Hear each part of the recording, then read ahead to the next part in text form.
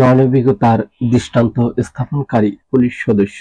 দেশের আইন শৃঙ্খলা রক্ষায় পুলিশ বাহিনীর ভূমিকা অত্যন্ত গুরুত্বপূর্ণ। তারা জনগণের নিরাপত্তা নিশ্চিত করতে দায়িত্ব পালন করে।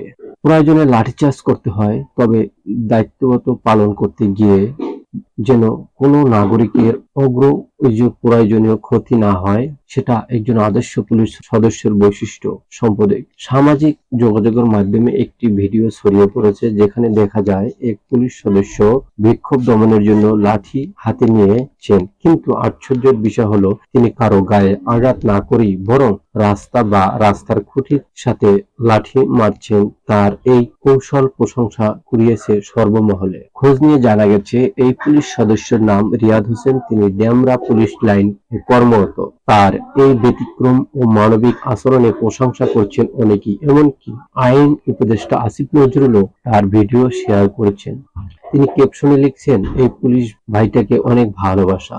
এমন মানবিক পুলিশ কর্মকর্তার প্রতি ভালোবাসা ও শ্রদ্ধা জানিয়ে এস.এম. আকবর নামে এক পুলিশ সদস্য কমেন্টে লিখেছেন, মায়া না থাকলে পৃথিবীটা মানুষ হতো না।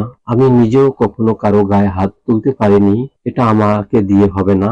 এই পুলিশ ভাইটি সেই একই কাজ করেছেন, যে পরিস্থিতির শিকার হয়েও কৌশলী থেকেছেন। অনেকেই এই পুলিশ কর্মকর্তার পুরস্কার করার দাবি জানিয়েছেন। এমডি মামুন নামে একজন লিখেছেন, আমাদের নতুন বাংলাদেশে এমন মানবিক প্রতিটি পুলিশ অফিসার দেখতে চাই। এছাড়া হিমেল চাকমা নামে এক ব্যক্তি লিখেছেন, লাঠি আর শরীর স্পর্শ না করে কিভাবে মিছিল ছত্রভঙ্গ করা যায় তাই পুলিশ ভাই দেখিয়েছেন দিলেন। বর্তমান সরকারের কাছে অনুরোধ, তাকে পুরস্কৃত করুন। সাংবাদিক মুজাহিদ শুভ ভিডিওটি শেয়ার করে মন্তব্য করেছেন, শিখুন যাদের বিবেক মরে গেছে।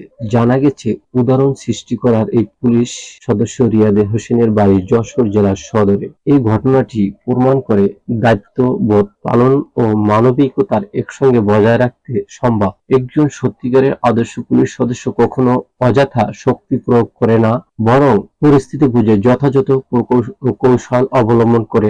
রিয়াদ হোসেনের মতো পুলিশ সদস্যরাই আমাদের দেশের গর্ব, আমাদের স্বপ্নের নতুন বাংলাদেশ প্রতিফলিত। ধন্যবাদ। আপনারা এতক্ষণ দেখেছেন প্রথম আলো নিউজ। Thank you watching.